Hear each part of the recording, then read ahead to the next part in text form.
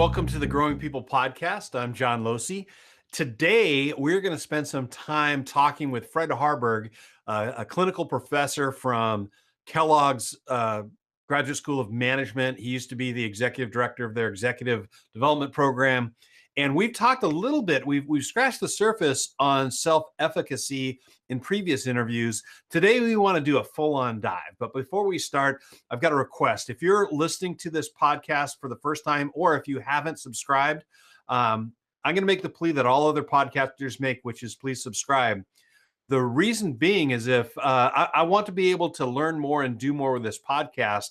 And if I don't have a certain level of subscribers, then I can't get access to the tools. So please take a moment and subscribe. We'd also, if you're listening to this live, we'd love for you to ask us some questions and help direct our conversation to meet the needs that you have and that you're bringing to this. So with that, I'd like to welcome back Fred. Fred, thank you for being here. Glad that you could make it, and I'm excited about our conversation today. Great to be with you, John. Yeah. So we've talked a little bit about self-efficacy in previous conversations, and we want to dive deep into that and how concepts around self-constructs are being used and misused in training, development, coaching, facilitation. Before we do that, I want to get a little bit of story from you. And you were an instructor at the Air Force Academy and worked with pilots and leaders. And I want to hear kind of self-efficacy and self-esteem. How does that relate to teaching and working with pilots? Yeah, so one of the experiences I had that you're aware of is that when I was teaching at the Air Force Academy, I was teaching in the Department of Behavioral Science and Leadership, which is their psychology department. And I teach there for a couple of days up on the hill, as we called it. And then I'd go down to the airfield to teach the cadets to fly for a day. And so I'd go back and forth between the classroom and the airfield. And it just so happens that when I was there teaching at the academy, we had the first graduating class of women. That was the class of 1980. And that was a tough integration. The young men were pretty clear that no woman could fly an airplane. They were fairly certain of this. And they were also certain that women didn't belong in the Air Force. And so there was a huge mindset around the notion of women in the Air Force at all, much less women flying aircraft. And as fortune would have it, good fortune, I would say, I got to teach some of those first women. I taught 2 or 3 of the first 5 to 10 women who became pilots in the Air Force after they were admitted to the Air Force Academy. And that was a huge gift for me personally.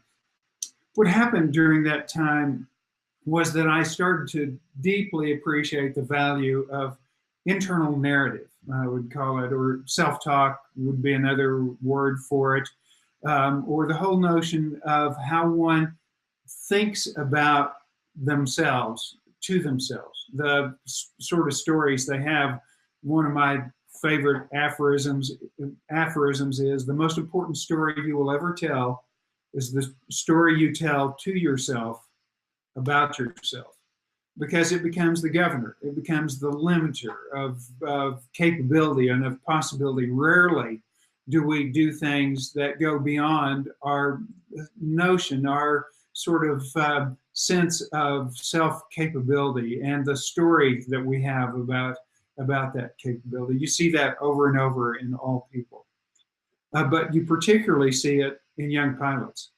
And so male or female, regardless, if a young person doesn't believe that they can fly, if they don't believe that it's possible for them, that they have the capabilities, that they can learn it through diligence and through effort over time, it's going to be really hard.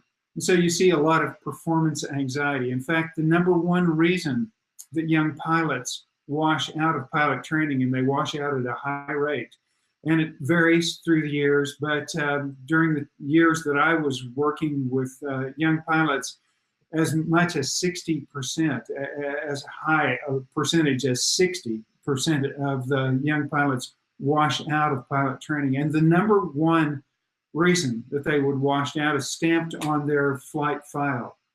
And that reason is stamped in 3 letters, MOA, manifestation of anxiety, meaning that the anxiety that they experience when they are trying to land an airplane, which is one of the most anxiety-producing aspects of flying, that they wash out. And so, everyone, instructor pilots talk about the deadly final turn, that making the turn to final is the cutter. That if a student pilot can make the turn to final, set it up, and bring it in at the right speed, airspeed and attitude, and decrease of altitude to the tires to meet the runway in a pleasing manner, that's the issue.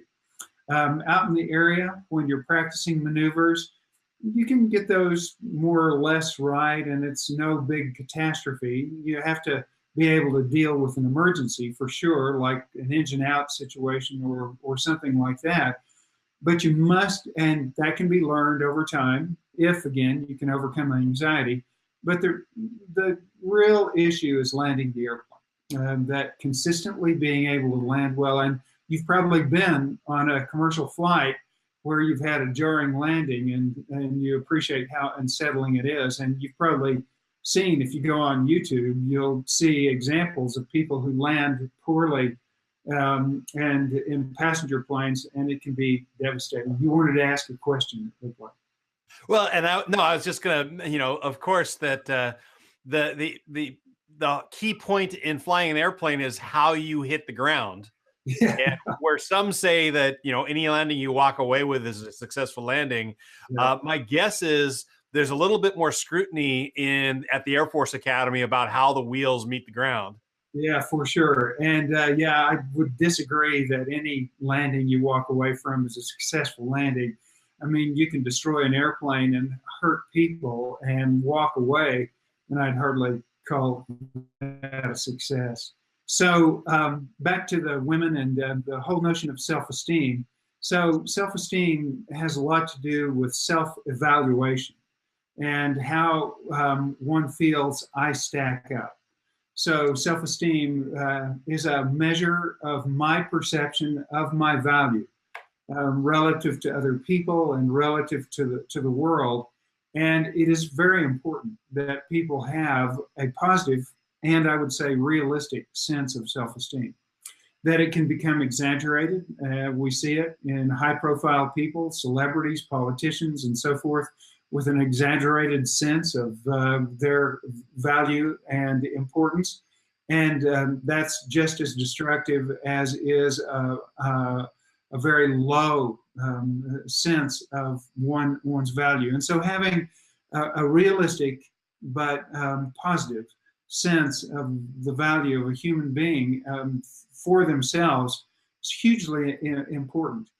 In the arena of teaching a pilot, their sense of valuing their capabilities and their capability to learn to be a pilot, and that they have the possibility of being successful with it, absolutely essential. So my first line of responsibility as an instructor pilot was to make sure that they understood the mechanics of how to land an airplane or how to operate an airplane safely within the parameters of its envelope of performance. But my second responsibility right with it was to help them build the sense of true confidence, which comes from not self-esteem so much, but self-efficacy. And so sorting through the sense of self-efficacy that they had about their capability to fly an airplane was absolutely front burner. So it became twofold for me. It was that this mindset of self-efficacy about flying and about the skills required to, and the skill set, capability, neither one nor the other is sufficient. You have to have both. I mean, you could think, I can fly. Oh, yes, I could be a great pilot. Tom Cruise, look out, here I come. I'm going to be a Top Gun. But without the diligent hard work to do the deliberate practice responsible for being able to master the aspects of flying, that mindset is simply magical thinking. But you can have work on the skills diligently, but if your mindset works against you so much that you have anxiety, then it's not going to work either. So you brought up something I was going to bring up, this idea about the Top Gun mentality. Pilots have been known to have a very high opinion of themselves, and they oftentimes come across as cocky, arrogant. Why does that seem to follow professions like pilots? I think of trial attorneys.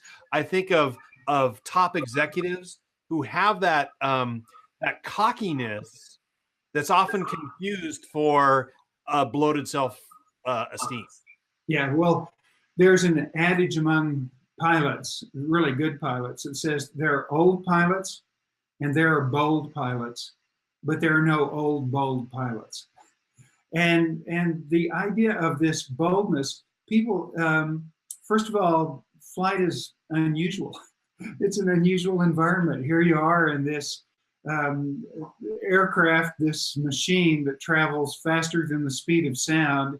You're doing highly unusual things, and for good reason. There's a degree of anxiety with this, and the idea that people aren't afraid is simply silly. Many people have talked about what courage is.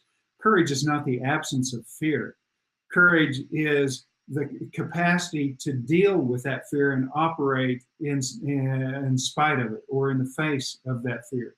But people who say, I'm not afraid of anything, or and act cocky, oftentimes are covering a huge insecurity and dealing with hundreds of executives and hundreds of dozens of young pilots during the time I was training pilots in the Air Force.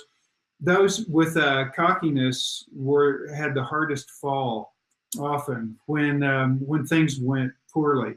So it's often a cover-up for a sense of insecurity. And much has been written on this topic of the Napoleon complex or whatever, of people who have this cockiness covering a deep sense of insecurity. And I'd rather have a person, whether in the cockpit or in the boardroom, who has a clear sense of their own limitations, but stands strong with what I would call genuine confidence, with a humble, genuine, powerful confidence instead of a cockiness. So there's a professor at Stanford who's written a book about this phenomenon. I won't use the title of the book. I'll call it the No Jerks rule. The name of the book is slightly different than that, but talks about this sort of arrogance of people. The problem is that it works for them in a perverse sort of way, that many people are attracted to those who seem bold and seem confident and cocky, and it seems very powerful to them. And we are survival-based human beings. And being survival-based, we sort for strength in leaders. Is this leader going to be strong? And so we confuse cockiness and arrogance and with, yeah, that's the book. It's Sutton, Robert Sutton is the author. And he's written written a sequel to it of how to deal with these people as well. So the fact is that we confuse this arrogance with confidence, and that's not true confidence. So I simply want to finish the story back at the academy, but again, you have a question. No, I was going to say as I've worked with, I know several quality pilots who don't fit the title of this book, but people who don't know them or understand this mindset are put off by the fact of their strong confidence in whatever they do. Yeah. And it's not an arrogance, it's a confidence, but people often mistake that. And I see the same, like trial attorneys, I see the exact same approach, which is they have to have this belief that they're the best attorney in the room in order just to step in.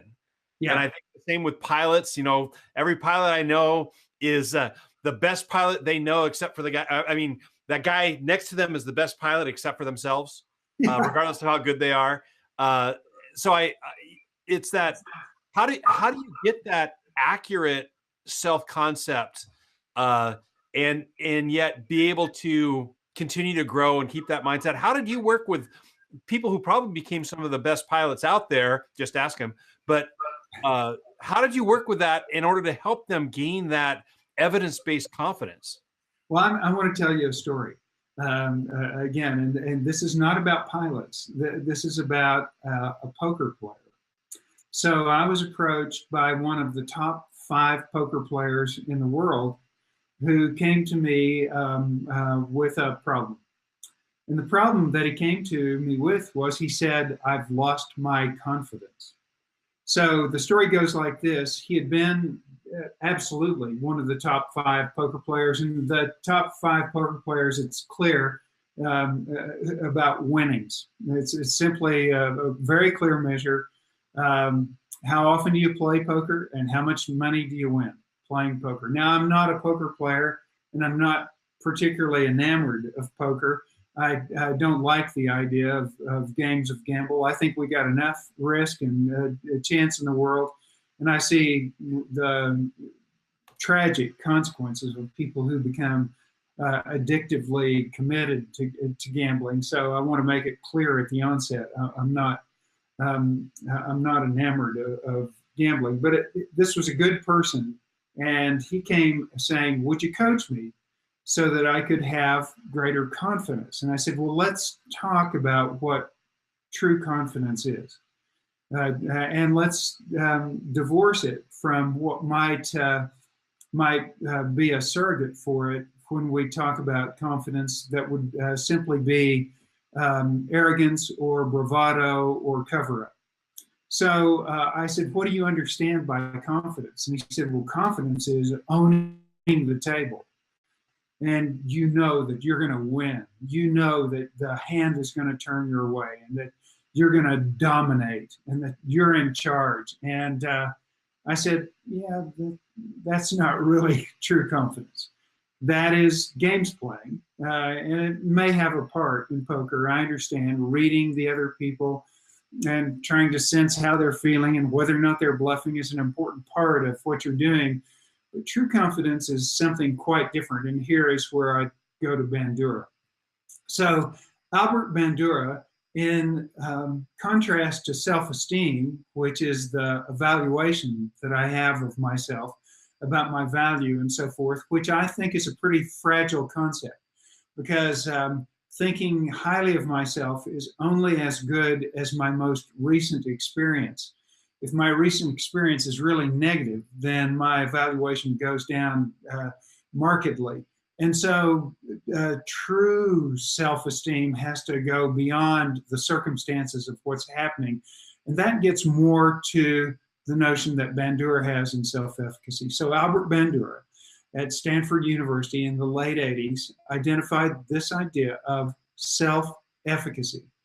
And many people think self-efficacy is confidence. It's, I can do this. And Bandura said it goes way beyond simply feeling that I can. That's an important outcome of self-efficacy. But the important process of self-efficacy is being very accurate and very precise in the understanding of the relationship between the things that you do and the outcome that you get with that, good or bad. It's if-then thinking that's very accurate and precise. If I do the following things in the following way, at the following times, it's most likely to produce these results. And when that equation is very accurate and precise about the relationship between my efforts and the results that I desire, you gain real self-efficacy. And the product of that is self-esteem, is self-confidence. And it is related to specific aspects of life. So I don't have great self-efficacy when it comes to cooking. I rely on people like you who are good at that. I know that tonight for Valentine's Day that you're preparing steak for Priscilla and that you're really good at it. And I can burn a steak, but I can't prepare it with excellence as you do, because I haven't spent the time to understand the precise relationship between cooking temperatures and the environment and how you prepare the steak ahead of time and how you serve it and so forth. And so you can gain self-efficacy, but it requires work. And that was Bandura's huge contribution, that people focus on the result that they want, which is self-efficacy, or I mean self-esteem, or you might say confidence, in one of a variety of areas, flying, and even within flying, you might be have great self-efficacy about handling a stall or a spin, but not self-efficacy when it comes to landing the aircraft. And so gaining self-efficacy about all of those aspects of flight is how you gain mastery over time. So this becomes this whole notion of self-efficacy is the engine that drives real self-esteem is really important. I have 3 millennial children, young adults now. I'm very proud of them. They're great kids. But the fact is that the extent to which I could help them gain self-efficacy was far more important than simply telling them, oh, you're wonderful, you're beautiful, you're handsome, you're smart, which is very poor coaching. I mean, it had passed, unfortunately, in the late 60s for good parenting, or, I think good parenting is good coaching. And unfortunately, it left many young kids with a sense of entitlement, and millennials hate to even be called millennials. They don't like, and they certainly don't like to be told that their generation is entitled. And I don't think it's true across the board. Each is different. But the extent to which we tell people that, oh, good game, or you're smart, or you're good, is not helpful. Good coaching is about helping them understand when you did this, when you took this action in these circumstances at this kind of time, that seemed to really work for you. What do you think? And getting them to work through that where they own it and they say, yeah, if then, and they start to have a lot of understanding and appreciation for that with accuracy and precision, the consequence is then confidence. So to conclude the story about the poker player, we talked for a good time, and I asked him, tell me what happened. And he said, well, I was one of the top 5 players in the world. I met a beautiful young woman. I was single. We fell in love. We got married, and her dream was to sail around the world. I'd done a lot of sailing and operated a lot of big boats. And so we bought a big, beautiful boat because I'd been very successful as a poker player. And for a few years, we sailed around the world. And we spent money pretty generously. And I came to recognize several months ago that I need to go back to work, that I couldn't simply spend at the rate we were spending and the things we were doing for an extended period of time. And the only thing I really know and have done for the last 10, 15 years of my life is play poker. So I decided to go back to the game. But in the years I was gone, poker changed. And it changed pretty dramatically. The game changed because kids at MIT and Harvard picked it up because of online poker, and they started to play it mathematically. And they started to understand the probabilities and statistics associated with playing, and they understood how to operate in that way. Secondly, they became physical. and they started working out. I can't tell you how hard it is to sit for 5 hours without getting up from a poker match and to maintain cognitive capability and vitality. And so the game has changed in many, many different ways.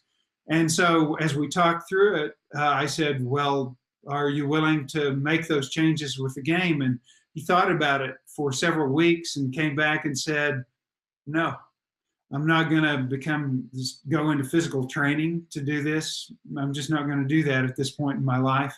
I'm not going to learn to count cards and do the mental mathematics to understand the probabilities of what the next hand is like. I'm just not going to do all that. And I can't play as fast or as hard or take the risks that they do. At this point in my life, the hands are much larger. The stakes are much larger. I'm going to quit poker. And I said, I think that's a really good decision.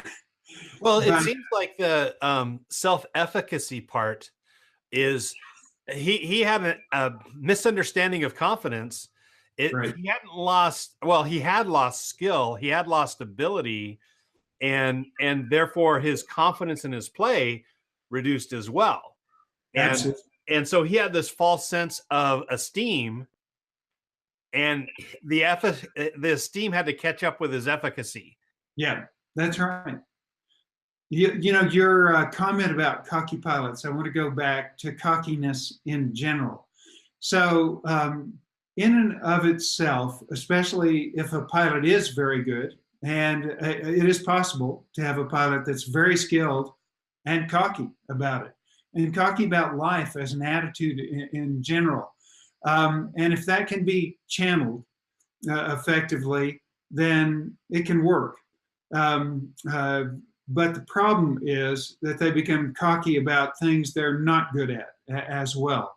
And that it spills over into situations where they start taking risks with people's lives in a business or in a family where they don't have the same set of skills. And that's when it becomes dangerous. And when it becomes very self-serving, when it's all focused on me and how great I am, it becomes very difficult for others to live with. And this goes back to where I really wanted to start today's conversation. Here we are on Valentine's Day. And this day is all about love, Saint Valentine, the whole notion of loving others. And it goes back to something I've talked with you about before, John, which is William James and Principles of Psychology preceded Sigmund Freud and the other and Jung and the other people who we know as famous psychologists. Here's William James really, in many ways, inventing the field of psychology. And James was a drive theorist. So was Sigmund Freud. Sigmund Freud was primarily preoccupied with one drive. That was the drive to get a date on Friday night, as a friend of mine says. But James was interested in drives in general.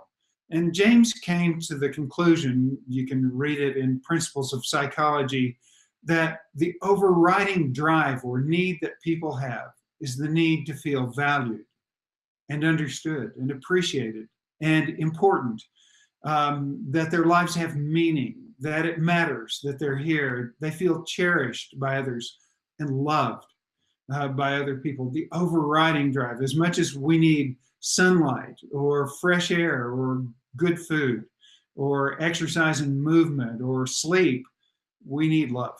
We need to feel valued. And so the idea of self-esteem, the need to feel of value, is universally present when you are coaching, when people are coaching others, appreciating the fact that this is the underlying drive of all human beings, and that people will do virtually anything to get it, good or bad. They'll blow themselves up in the feeling that God will approve of me, and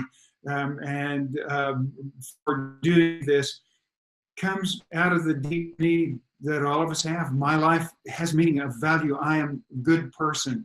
It comes from deep conditioning about what is good and so forth, and people who blow schools up, and people who, as I did as a young student in junior high school, act stupid in class and try to get the attention of my classmates and the teachers by acting crazy and talking in an outlandish way or telling jokes or acting smart and so forth.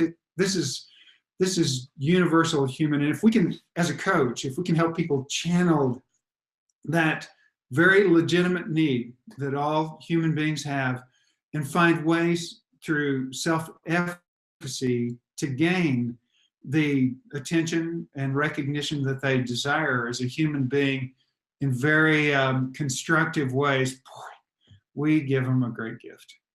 So what I hear you saying is that where a lot of people would bash the whole idea of self-esteem, saying, oh, it's just giving kids trophies for participation, all that kind of stuff. It sounds like what you're suggesting is that we need to do both, and that the esteem, you have to feel valued and wanted for real things. That's it. That you, it's almost like the esteem is the result of efficacy. That's where exactly right. These skills and concepts and confidence from actual experience, and in that your value and your belonging is based in a real context. Exactly. Yeah. Going back, I said it before, I want to say it again. Self-esteem absent self-efficacy is fragile, really fragile. And when the child feels like a failure and we say, oh no, you're great, you're wonderful, and so forth, it does very little to really help them. They doubt it. They then lose confidence that you tell them the truth. They don't feel that they're great or successful. And so that sort of pump up is actually setting them up for greater failure. When in fact, if you can help them understand, you do this and that works for you. I've seen you do this and that, have you noticed that? And having that sort of conversation with them. The same is true with a CEO, that when the CEO is feeling really pressed in terms of dealing with the analysts in the quarterly earnings report, when they go online and are publicly exposed about how the company is operating, that if you can help them observe, I noticed when you handle the analyst question in this way, that they seem to really gain confidence in your company from that, and in you as a leader. Did you feel that? Do you see that? Can we look at the video of the report and see how that worked? And that gets to the issue of deliberate practice, of K. Anders Ericsson's idea of deliberate practice of the things you do, the precise and small things you do that create the results that you want. I wonder if there's a flip side to if self-esteem without efficacy is fragile. If you flip it and there's self-efficacy without esteem, if there's, is that to me, that would be the picture of somebody who feels worthless. They know and they drive and they move, but they have this, that there's no value. It's almost futile how much, no matter how much they practice and do, they don't find worth in themselves. Well, that's right. So, self-efficacy, the product of self-efficacy is always confidence, is always self-esteem. But that's different than simply having skill. So you could have skill at something that the world doesn't value at all, and that feels completely meaningless. You could have great skill at building pine cone cabins and just be a remarkable pine cone sculptor, and the world just goes, huh? Who cares about pine cone sculptures? And unless they have intrinsic value to you, and you go, I don't care if the world, I derive enormous pleasure from this. And so this goes back to what gives you a sense of value and meaning. This is the internal dialogue. And, we've got many examples of that in science, in literature, in art, in music, in business, where people strongly believed in themselves. One of the great stories, of course, is Federal Express, where Fred Smith, in his MBA class, had this idea that he thought was brilliant about fast delivery of packages and having a hub where jets could come in and out of. And he got a C on that paper when he presented the idea in his MBA class, and then, of course, went on to be one of the great business successes and a billionaire several times over, because he had the self-efficacy resulting in self-esteem, because it was intrinsically pleasing to him, because he believed it was a value. And the world came around to valuing this over time. But at the onset, it was a tough go. So, Fred, I want to wrap things up here, but yeah. I think so much has been opened up for us here. I want to talk more about the internal dialogue. I want to talk about down the road, maybe talking about that value piece. If value is only based on our skill sets, is that a dangerous thing as well? Lots of interesting things to talk about. But I want to wrap things up here, knowing that we both have different things to go to. I'm excited about perhaps if we can do this next week and talk about that internal dialogue and how that creates that efficacy within us. But for right now, Fred, I want to wrap things up and say thank you. My great pleasure, and happy Valentine's Day to everyone. The fact is that all the people around you want the same thing you do, which is that feeling of being valued and understood, cherished, and loved. So give it to them. Give it to them. And happy Valentine's Day to all of you.